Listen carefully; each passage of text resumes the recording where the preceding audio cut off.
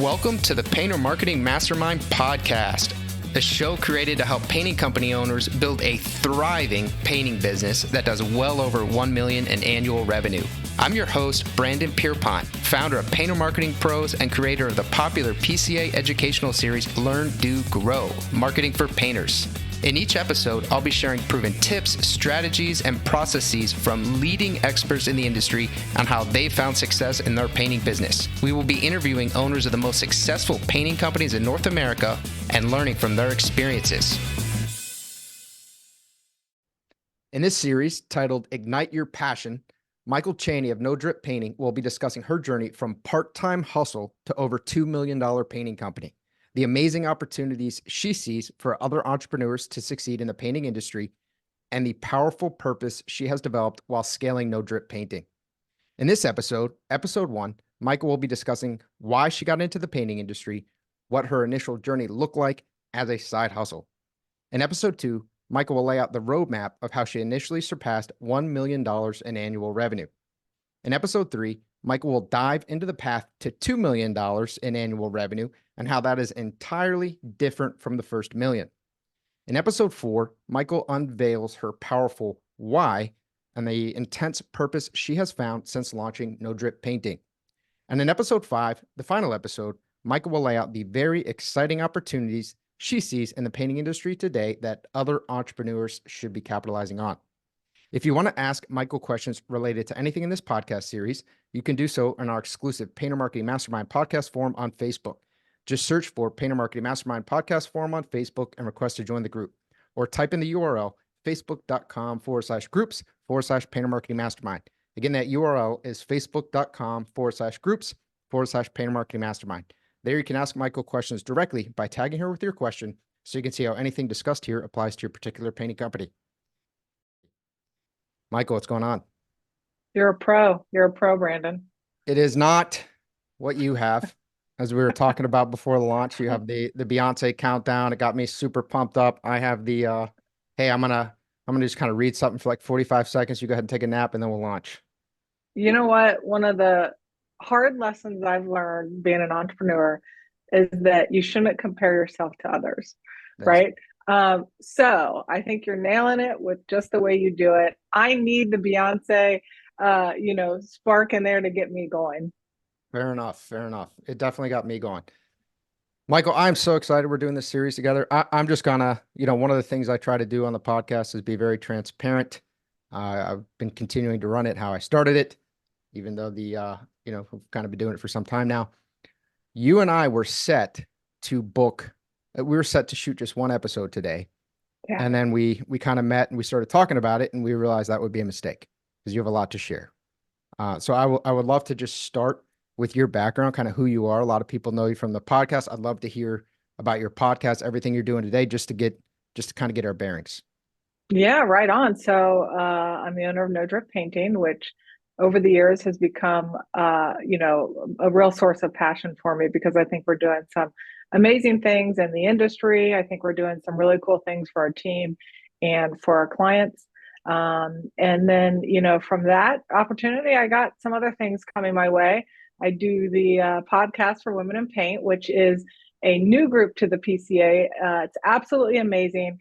It is founded, to get women inspired and motivated about this industry and let women specifically know all the amazing things that you can do under the name of paint.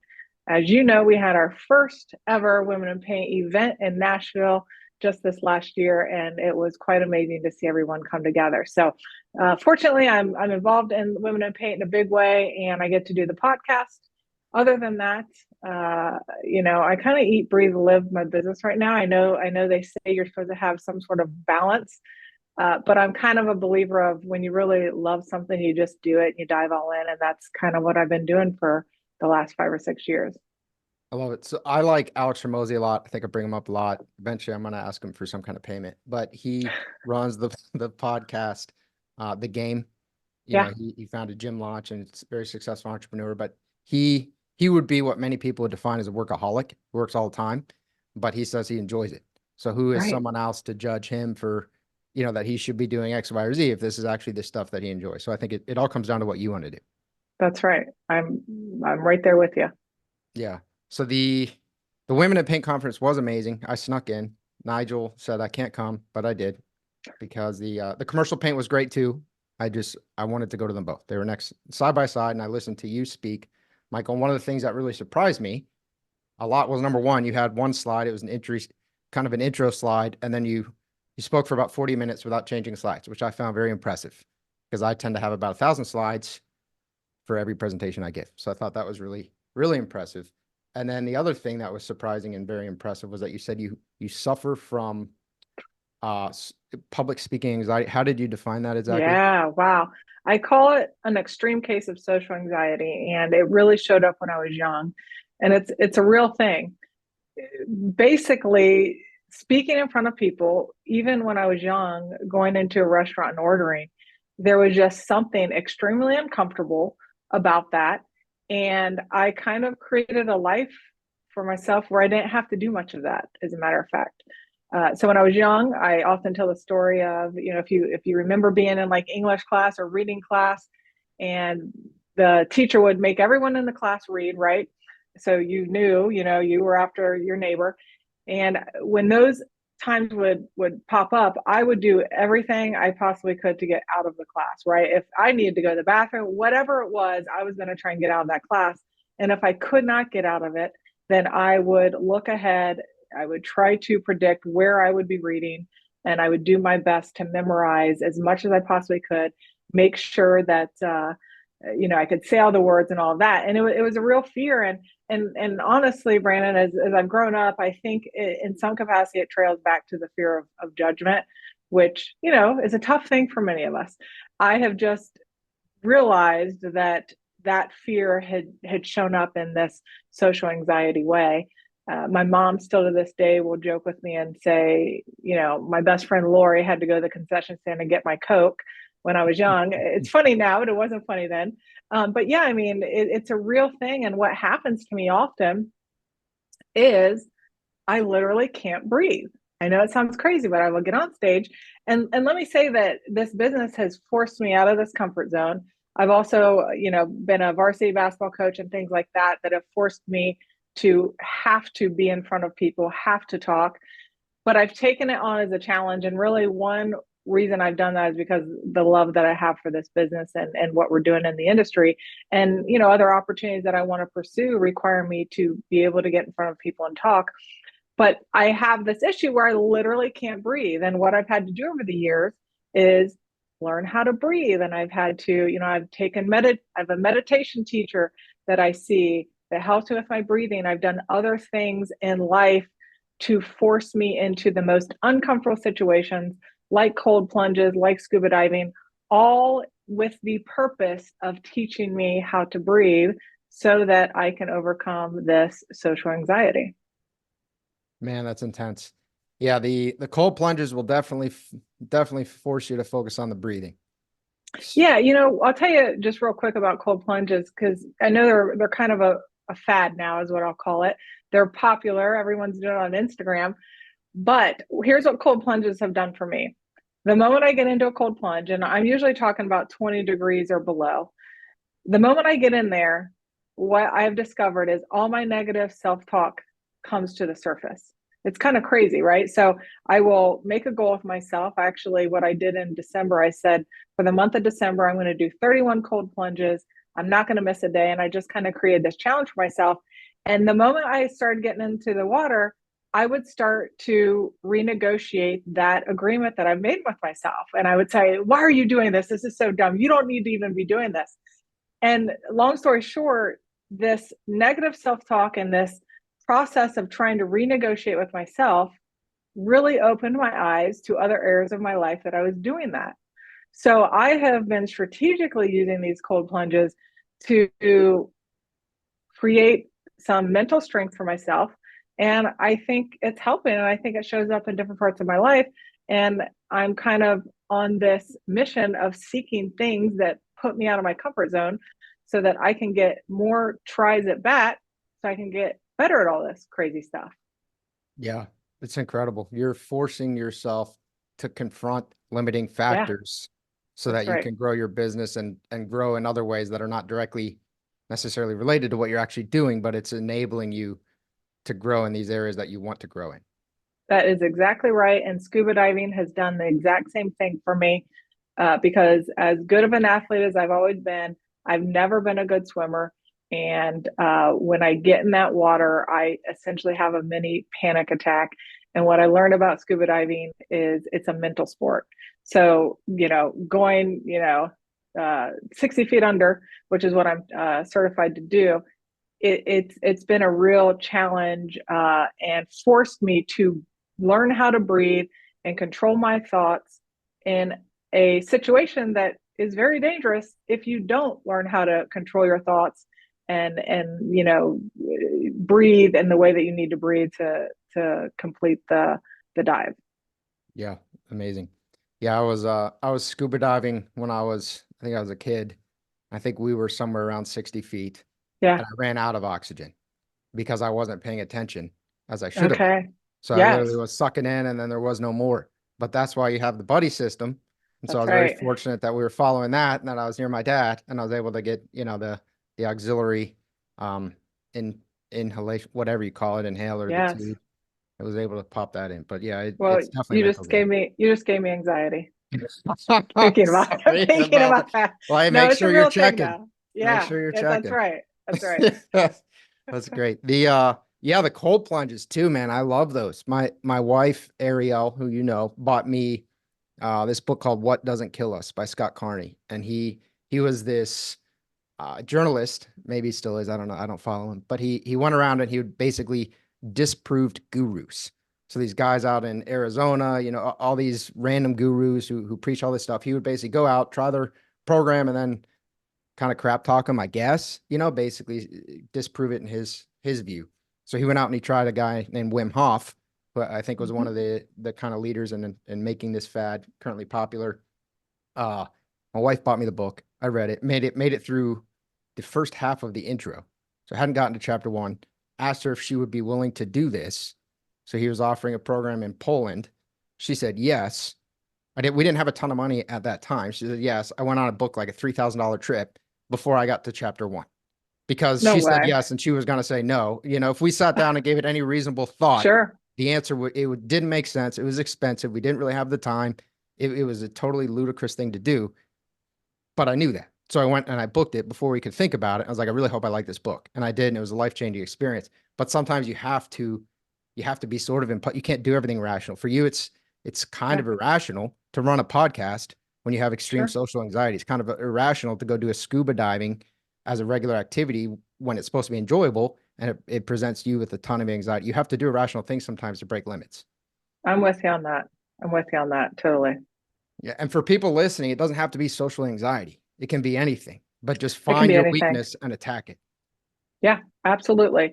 And like I said, I mean, I think I've put myself in situations to recreate that anxiety, but I really think that the thread of the social anxiety when I was young, I think it trails back to the fear of judgment, which I think is something that many of us can relate to, if we really think about it.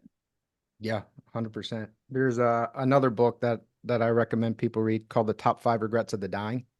There's someone who I don't remember the author, but worked in a hospice and is people who were going to pass Mhm. away, and then collected all this data from spending all this time with these people of their top five regrets.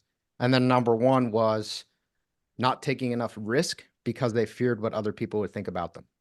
Right, So yeah, right. we have a huge phobia of what other people think about us. Yeah, and I think when you're an entrepreneur, being a business owner like that forces you to face some of these things, right? Because my experience is that judgment can paralyze you and keep you from making decisions or even sharing things with people that are close to you because you're ultimately afraid of that judgment. And so, one of the things that I've been working on is shedding that fear, getting rid of that so that I'm not putting my own lid on my potential based on what I think other people might say or think, right? When you say it out loud, it sounds so crazy to even be afraid of that. It does. And the important part of what you said too there was what you think they think. Right. So often we think we project our own beliefs or our own insecurities on other people. We walk in and we think if you feel a little like you look silly, like, oh, everyone thinks I look silly. Probably no one's Yeah. thinking that, but you're thinking it and you're projecting it. Yeah. No, because you know what people are actually thinking about, Brandon? They're thinking about themselves and Yeah. they're thinking, oh my gosh, I hope no one else is judging me, right? Yeah. It's They're it's not it's worried it's about you. like really everyone is just thinking about themselves and we're all worried if someone else is judging us. And if you remember that, you might just say, you know what, forget it. I'm not going to care what anyone else thinks. Yeah. That's really, really powerful. All right. So let's get into the meat and potatoes here. Your start in the painting industry. How'd it go? Yeah, so I did not have a father that had a painting business. I had no real ambitions of being a painter. As a matter of fact, I often say that my mom kind of got me in the business. Now, I don't know if she would agree with that, but what took place is that I grew up with a single mom, and we were always doing things in the house. The thing that my mom did and instilled in me was how important your space is. We had some tough times when I was young, but she created a space that I was really proud of and I felt safe in. And she did a lot of that with things like paint and wallpaper and making throw pillows and window treatment. She was a great sewer. She had a sewing machine and she could literally sew anything together. And so, really, I got my start in painting in our house. And years later, when I was looking for a side hustle, I was in a completely different industry. I was a personal finance blogger. No one probably knows what that is, Really? but You were a personal finance blogger. personal finance blogger. I know it sounds crazy. I wrote articles for like U.S. News, Yahoo Finance, some pretty big online, That's publications. awesome. I feel like we're Some kind of of the just glazing over that. That's a pretty cool thing. yeah, some of the top blogs out there, like Dough Roller. And I was always writing about folks having a side hustle. So at this time, I was like, I need a side hustle. I need a second stream of income. And I had my daughter at that time was young, and I really needed to be able to pay for soccer and all the things that you have to do. And so I said, you know what? I painted a lot when I was young. I'm going to reach out to some real estate investors I know and see if they need any painting. Well, lo and behold, they did. So I started painting these rental units. I quickly found out I didn't really know how to paint. A little different painting for someone than it is your mom, right?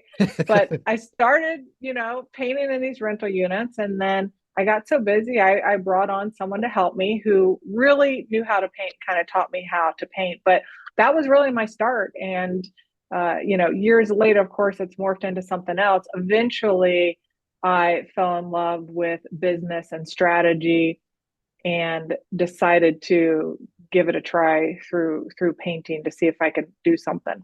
But I will tell you, one thing I did early on that I often think about when I kind of started to get busy and I was able to keep me and one other person busy, I would often say to myself, I don't really want to have a big company. I just want to have a little business and I'll be the painter and maybe I'll always have a helper. And that was totally fine with me. And what I realized later on after I discovered there was more potential and there was more that I personally could do under the name of paint. I realized that was actually me dimming my own light. That was me putting the lid on what was possible. And I say that because I often hear people say exactly what I used to tell myself, which is, I don't want a big painting business. I don't want this. I don't want that. And some of that might be true, but the invitation that I would put out there is really examine what you say and why you're saying it. At the time, I think I was just saying it out of not knowing what was possible and probably out of a little bit of fear.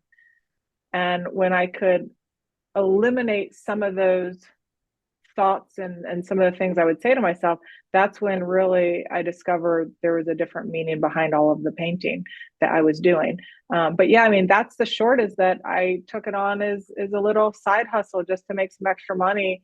And, it's morphed into something much greater than I could have anticipated at that time. Man, that's cool. So those points are so good. So the idea that you might be unintentionally sabotaging or limiting yourself saying you want one thing, and you might want that thing. So that we're not saying, as you said, you Yeah. might want that thing. Some people want, hey, I don't want the headache of running a multi-million-dollar company. I want profitability. Just really focus on that. I enjoy the painting. I enjoy the craft of it. That might be fine. It might be what you want, but Hmm. make sure it's actually what you want and why you want it. That it's not just because you are doubting yourself or being your own worst skeptic. That's right. And you know what I have found from my own experience and really from talking to others is I think it really starts for all of us to figure out what we want just in life. What do we want our life to look like? Right. And I found that I didn't know the answer to that for a long time, in all my years, I did not really have an answer to that. And I think for most people, that is a question that we don't have a clear understanding of. And I would encourage people to spend time figuring that out. I don't think it's something that just pops in your mind, you know the answer. I think you really have to feel into it, you have to lean into it. You have to do some work around who you are and what kind of life you want to live. And then I think you get the opportunity to figure out how to create that life. And for me, that's this business. So let's dive into that for a second. I think a lot of people don't know what it's basically their why, right, in their life. That's a tough thing. I think very few people actually know that. Yes. How do you go about finding that? So I'll tell you what, that's something I've struggled with my whole life. When I was younger and I was in college and even after college, I had no idea what I wanted to do. And that created a lot of anxiety, a lot of uh, self doubt. It created an unclear path for me. And it was a very difficult time in my life because I just didn't know what direction to go. So I at one point hired like a career advisor and folks, even a counselor at school. I was looking for anything and everything to help me figure out what it is I wanted. Now, when I was younger, my perception on life was a lot different than now that I'm in my mid 40s. But I think there's two pieces of this. There's what do you want your life to look like? And then there's the why and the things in life that create a spark for you. We call it our passion, right? And I think that you end up discovering what your passion is and you end up discovering what fuels your fire in life. I think when you, like I did when I was young and I was so trying to come up with the answer through a career or, through, whatever it was, I couldn't find the answer. It was years later when I decided, you know what, I'm going to just work hard. I'm going to expose myself to different opportunities. My passion ended up finding me. And now that I think I'm lucky because I'm so into what I'm doing. I mean, it's true. You can wake up every day and be excited about what you're doing. That is a real way to live your life. But that wasn't always the case, right? So I feel very lucky and fortunate that I am where I am now, and I've only scratched the surface with it. But I guess the advice I would give to my younger self, why don't we say that, is to be patient, take care of yourself, right? I think when you pour into yourself and you understand what taking care of yourself means and looks like, it gives you the power and the resources and the drive to help others around you, but you can't do it until you take care of yourself first. And that is where I would tell anyone to start. Take really, really good care of yourself. Be open to trying new things. But I think when you figure out how to align yourself with, you could call it anything, God, the universe, some spiritual being, I think that's where some of the magic happens. And that's when you get to discover this deeper peace that lies within you. And I know I'm getting a little woo-woo here, but I'm for about it. me, you're about it. It has to do with something deeper that's within you. And the challenge is how do you align with that so you can start to understand your path? Yeah. How would you define take care of yourself? How would someone do that? So I have learned some hard lessons in this exact thing over the last couple years. And let's just take the word self-care and put it to the side, because it's not about what we often think, which is massages and things like that, although that might be part of it. Here's I was forced to learn how to take care of myself because about 2.5, 3 years ago, I suffered from chronic back pain and still do in some capacities. I do have some torn discs and things in my back from probably all the years of playing sports. But I was literally, and I'm going to say suffering from this back pain, and it started to shoot up through my neck. I was miserable. I mean, I was probably 40 pounds overweight. Um, and I was at this breaking point, and the question that I was asking myself was, do I still want this business? Okay. And so I hired a coach, an amazing coach. She calls herself a transformational business coach. And I hired her specifically to help me answer the question. But what I discovered over working with her for a year and a half is that it really wasn't about if I wanted this business. It was about how this business was impacting my life and my health. So it wasn't necessarily, do I want the business? It was, how do I take care of myself so the business can flourish in the way that I really think that it could? And so that was the start of me learning about how to take care of myself. And what that looks like today.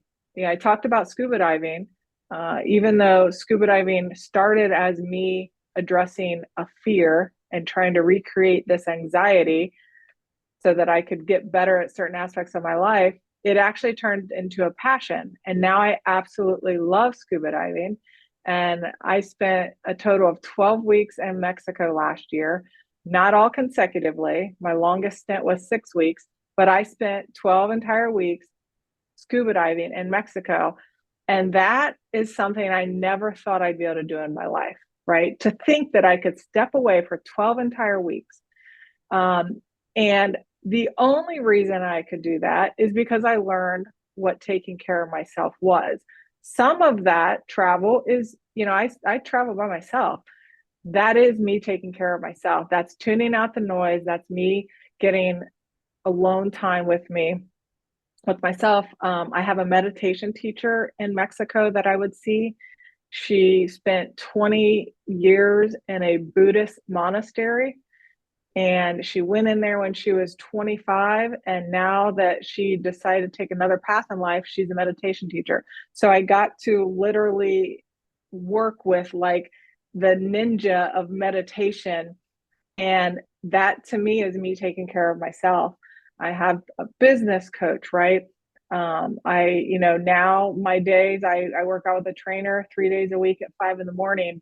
And that is me taking care of myself, right? So it's a lot of different things. The cold plunges, you could throw it in that category.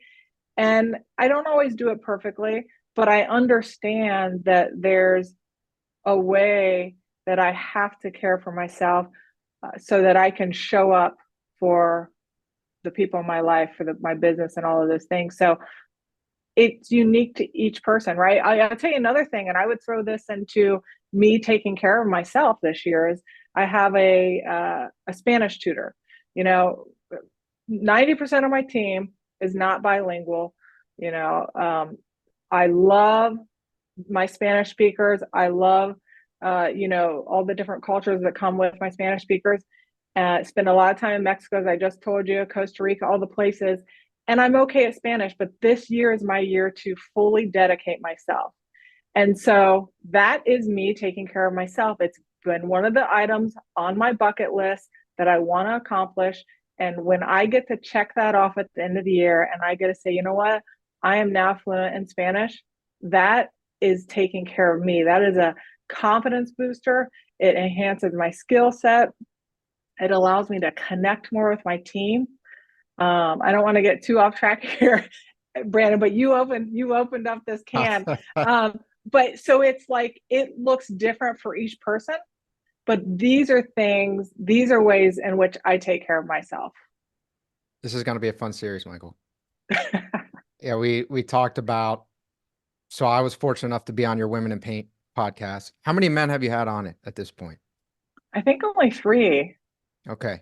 I was the first. You were the first, I and I know mean, that. no one's ever going to be able to take that They away can't from take it you. away. You They are the might come first. on multiple times. They might do a better job, but I was the first. That's right. That's right. I very much enjoyed it. So we've already had the podcast experience together. You run a podcast. So when we decided to do this series, basically 30 minutes ago, we knew that it would go well. Right. But we talked about how sometimes if you go with another guest who maybe isn't as experienced in conducting podcasts, you might not want to conduct a series with that guest until That's you've really right. vetted it because it might be kind of difficult. You are going to make this an awesome series. I don't You're know. going to be like, listen, Michael, we got a stopping point. No, You're going to have I to turn love it it. off. This is what we Okay. do. This is the name of the game. It's always, hey, we have an agenda. We'll make sure we hit the items on that agenda, but I'm always looking to deviate. That's the name of the game, is where are I we love going? it. So you gave me just so much stuff. So Okay, let's do it. and again, a lot of times my focus is, okay, these ideas, these really profound concepts, how do we make them real, right? For other Yeah, people, how can they actually implement these things? So when we talk about a business coach, a meditation coach, seems like I'm going to go yeah, quickly drop a nugget here to summarize something you do. You consistently push yourself to learn new things. So that's entrepreneurs, right. business owners, you should be doing that. You're learning scuba diving, you're learning Spanish, you're learning meditation, you're learning all these different things. Push yourself out of your comfort zone and continue the self-growth. But for someone who wants a business coach, who wants maybe a meditation coach, maybe a different kind of coach, how do you go about finding good mentors? Yeah. So there's something that I've kind of really zoned in on, and I kind of just started to call this like my resources. I want to think of me as being resourced. And what I mean by that, who are my resources? They're kind of like almost an extension of my family. So it's like my trainer, right? My trainer, who's also an entrepreneur. I work directly with him, and I wanted to work with him because he's an entrepreneur and he gets it. He has an amazing gym here in Columbus, Ohio. I wanted him. I found him on Instagram and I said, he's the one that I want. I followed him. I admire what he says and who he is. And so I found him on Instagram and I said, I don't care how much it costs. You're my guy. I respect what you do. You tell me what it costs and I'll figure out how to pay it. And I do, and I pay him more than I've ever paid any trainer ever, but he's absolutely worth it. So I found him on Instagram. But I have this idea that I want to be resourced. So my trainer is a resource for me. My meditation teacher in Mexico, who I actually found through another coach who recommended. So it's always great to check with folks that you know for recommendations, right? I think of even just my physician here in Columbus as part of my team, right? This is the team that takes care of Michael. And there was a time, I'm kind of embarrassed to say, but I didn't really keep up with my medical stuff, right? I didn't really get blood work done on a regular basis. And, as you get older, obviously those things become more important. But even my physicians here, that's part of my team. Um, I've had multiple different business coaches, and most of them have come from referrals from other people. I think that, if you can reach out to friends, and especially if you're looking for a therapist, I think therapy, I think, has become more popular because probably even because of COVID and the mental health crisis that we're really in, and how mental health isn't as taboo as it used to be. But I always tell folks, start with your friends. If they've had a good experience with a therapist, go that route. Other people that I would consider now part of my resource, really, are some of the ladies I met through Women in Paint. I mean, being a business owner is lonely. It can really feel like a solo journey. I know it has for me. And now that I've kind of opened myself up to some of these connections, I've made some, great friends who I could call if I need help. And, they're part of my team. I consider them part of my team. So, the first thing I would say is check with your friends, check with people that you know and you trust. Give it a shot on social media. I mean, that's the great thing about social media. If you use it in the right way, it can be a powerful tool for you. I found a business coach. I'll tell you a quick story about my business coach. She's absolutely amazing. I've worked with her off and on. She is an entrepreneur. She calls herself a location independent entrepreneur. She travels the entire world. I think she's in Thailand right now, and she does all of her business coaching via Zoom. And she has helped me tremendously. One of the things that she has helped me with is that I see the life that she lives. Now, I don't really have the desire to travel the world all the time, right? I like my space, and you know, my mom taught me how important space is, so I want to have that nice space for myself. But even being exposed to someone like her who has created this great life for herself that involves travel and being an entrepreneur and conducting her business in the way that she does, that alone, having that interaction has expanded what I have discovered is possible for myself, right? And I found her on Instagram. And so yeah, I mean, those are two ways to find folks. And I think it's important to, like, you know, hear stories like we're talking about this now, Brandon, like just hearing this and knowing that this is what people do. And, you know, I've got this team that it's Michael's team that helps me, you know, thrive and survive even at times. Just knowing that's how some folks operate might be enough to, you know, turn the light bulb on in your own mind and get you to think about what your own team looks like. Yeah. And there are concepts that are transferable. So there's this idea of abundance versus scarcity mindset with your Mm. business, you know, and a lot of painters suffer from the scarcity mindset. Hey, there are competitors. I can't share secrets. I never Oh want to network gosh. with them, right? Yeah. Because your way of painting is so much better than their way of painting. God forbid you ever talk to them, right? But the having an abundance mindset in that instance would be collaboration. There's room for all, you know, we all grow together. But you can also have an abundance mindset with just opportunities and personal growth. And when you start to think that way, you start to look for, hey, who do I maybe want to emulate? Who do I look up to? Who the Mm-hmm. PCA, for example, a lot of really successful business owners. Maybe I should go to the PCA Expo, you know, every year and go network with people. Maybe I should go to some local networking events. Networking doesn't have to be this dirty word like you go because you're trying to get something out of people. Maybe you go because you're trying to learn, meet interesting people, kind of interesting people know interesting people. And over time, you end up with a really cool network of, as you're saying, sort of resources for you of people that you can be a resource to, and they can be a resource toward you, and just kind of expanding your own bubble, if you will.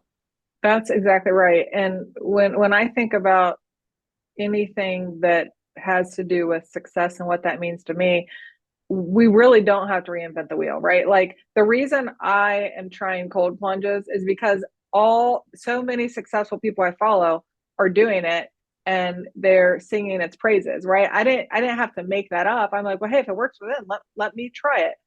And I think that's yeah, like just find people that you admire that have probably similar values to you, you know, a character that you know, aligns with who you are, and do what they do. You're going to put your own spin, your own flair on it anyway, but the blueprint has already been laid for us, and try different things, see what works for you. Yeah. And so the other thing that I've learned, and it was actually through the cold plunges, it was through the Wim Hof retreat. So I went to Poland and then I did it again in Iceland. And that was the Nice. supposedly the advanced one. It was basically just a repeat. And when I showed up, I had a similar reaction to you in December. The first cold experience, I was like, why the heck did you do? You're an idiot. Like, why did Right. you show up to this thing again? Didn't you learn your lesson the first time? But the Right. uh but the people that I met in Poland, so I met, I think, I don't know how you quantify this, but I think he was the third most respected researcher in the world on water conservation. And I met just all these crazy, I met this high up Israeli military guy. I met just the craziest people from Wow. 19 different countries. And there were only about 25 people there because interesting people do interesting things. And then when I That's went to right. Iceland, I met an entrepreneur who's now a mentor of mine, who's I don't know what he's worth, but he's I think it's well north of 100 million. He's friends with Emmanuel Macron, you know, who's the president of France, and I went out and I studied under him and took mentorship. I met all these insane entrepreneurs because it happened. There were just two big groups of entrepreneurs that went, but I didn't meet a boring person because I did a Right. crazy thing. If you do crazy That's things, right. if you do neat That's right. things, you meet neat people. Well, Brandon, I'm coming down to Florida. I'm going to hang out with you. Let's do it. Well, I'm not that neat, but that I'll definitely want to hang out. Yeah. Hopefully I'll become neat one day. Hang out with enough neat Oh, people, yeah, I don't maybe know. You become sound neat. pretty neat to me. Sound Yes, pretty I neat to me. appreciate you. All right, I have another big question, and this is something I've personally struggled with. So I'm really interested in your answer here. We talked about you were grinding in the business. Business is a grind.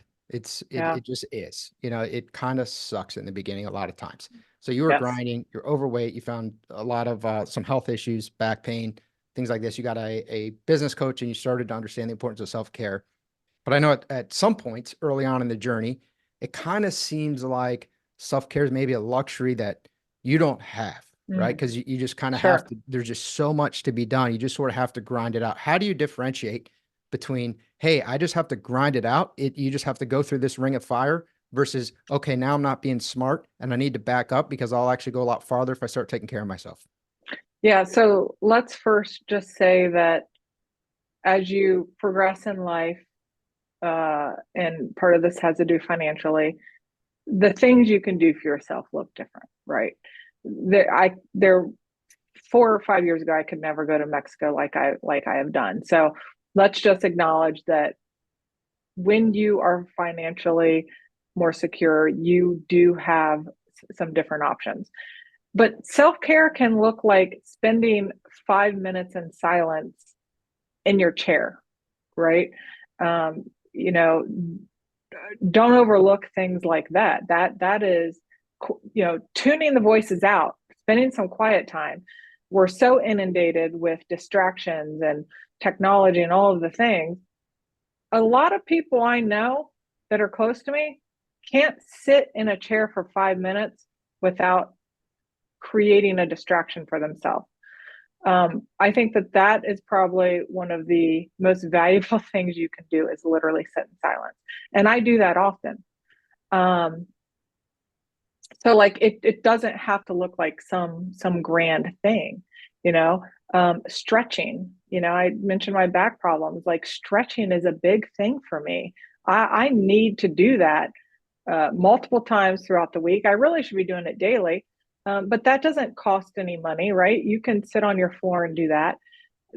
Don't overlook things like that. That is a piece of all this. That is taking care of yourself.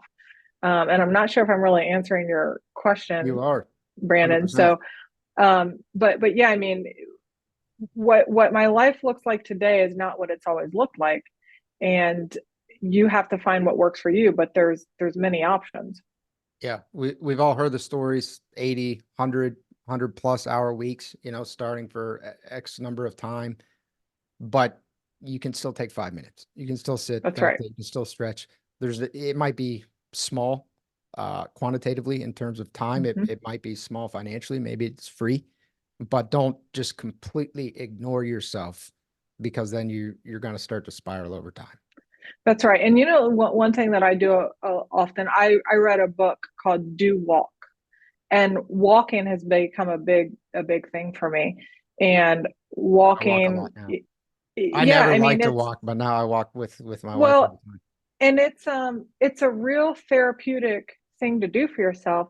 And I mean, look, I was an athlete, so I'm like, well, I'm not going to go for a walk, right? Feels Like really I need to boring, be the idea of it, right? jogging or bus getting a sweat on or something.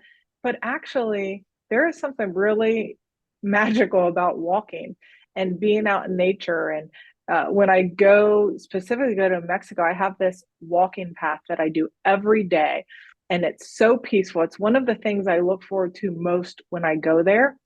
And even here in Columbus, I've got some great walking paths along the water, even out in the woods. And I do that also as a way to take care of myself. And again, that doesn't cost anything.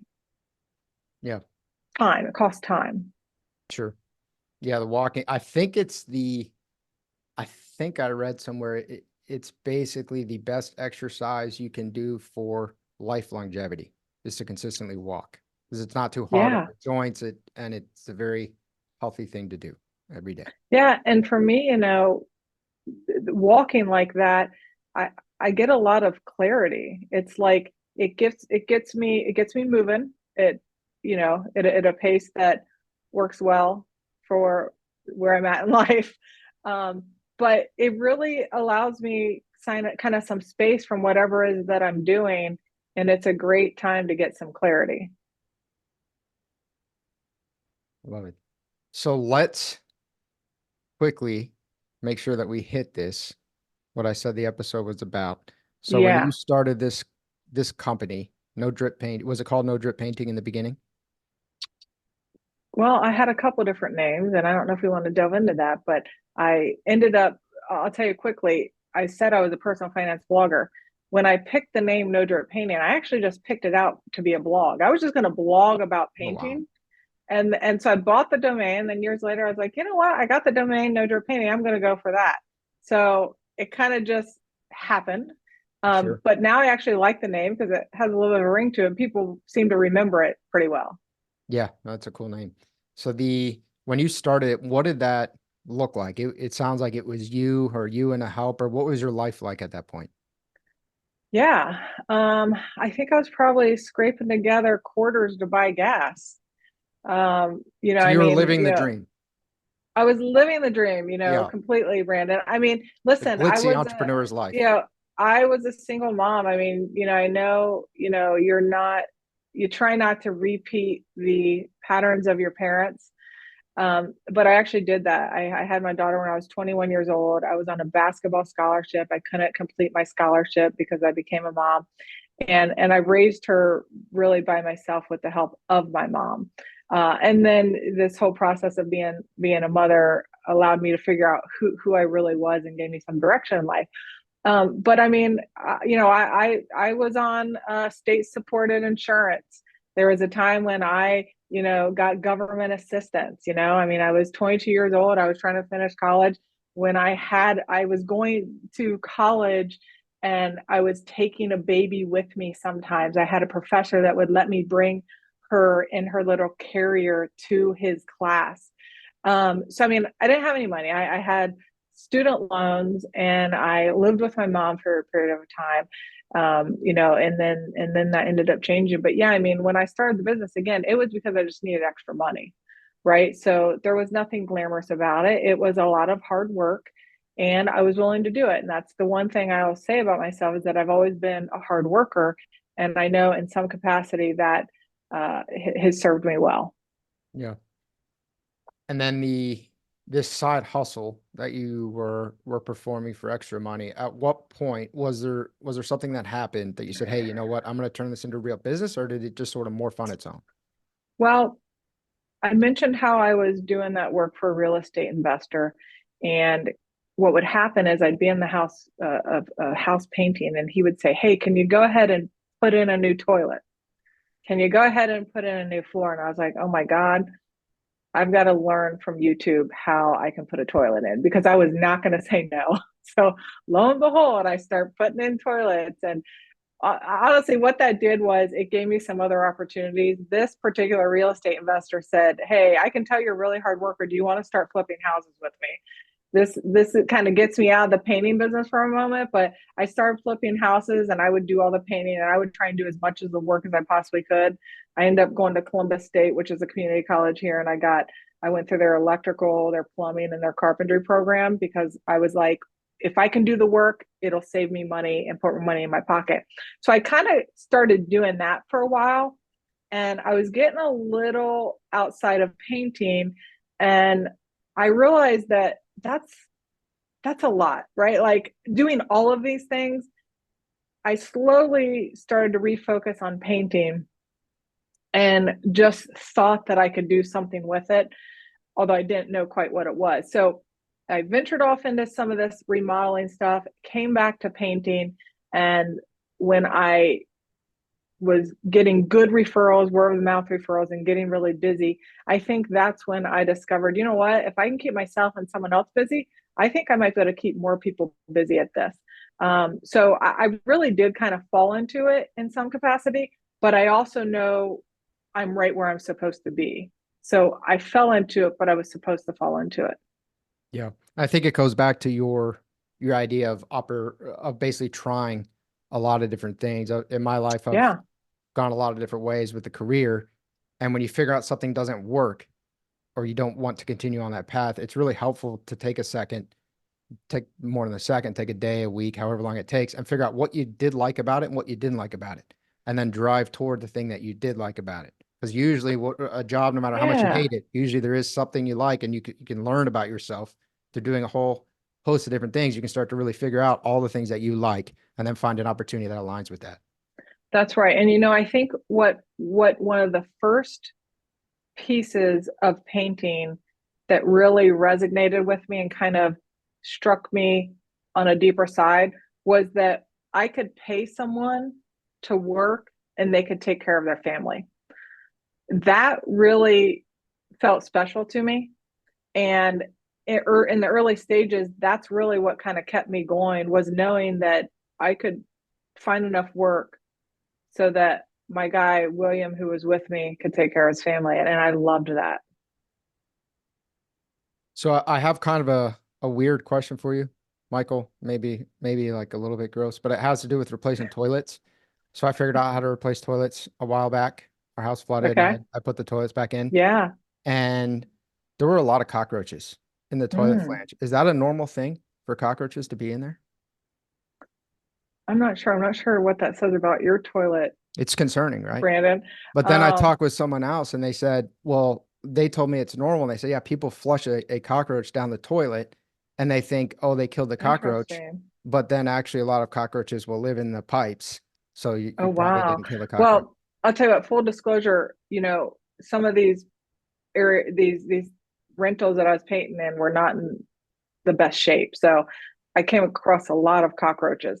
I don't specifically remember them being in the toilet flange, but I also don't like cockroaches. So I might have like blocked that out of my memory banks. Yeah, fair enough. Okay. Now I just look like a weirdo. Random question. All right. Cool. Michael, this has been incredible. I like all the different directions it's taken. As we wrap up this first episode, is there anything else you'd like to add? Kind of more focused on the entry part of your journey, how people can really discover their passion, self-care in the beginning, really focused on the early stages. Yeah, I think the way I like to sign off is to really just give people hope. Like, things get difficult, man. They get so difficult. You second guess your own ability. I like to always say that you can't see what's coming around the corner.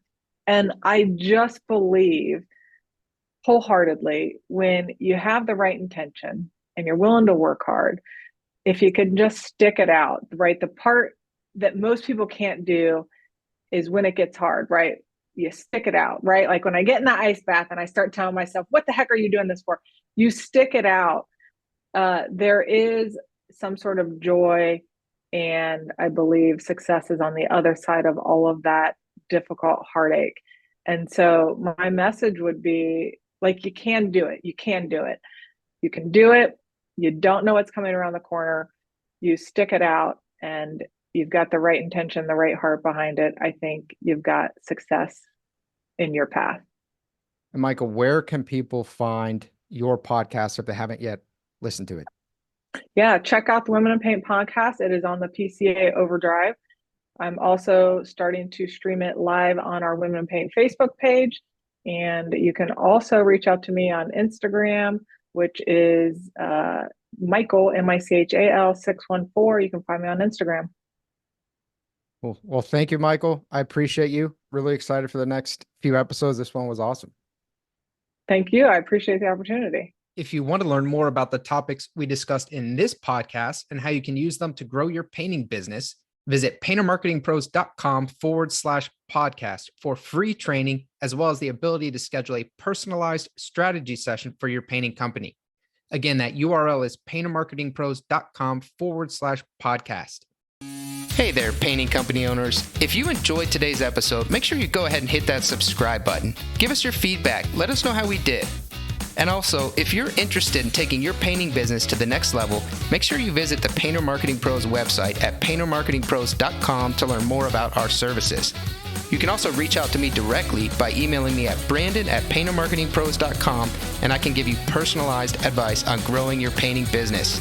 Until next time, keep growing.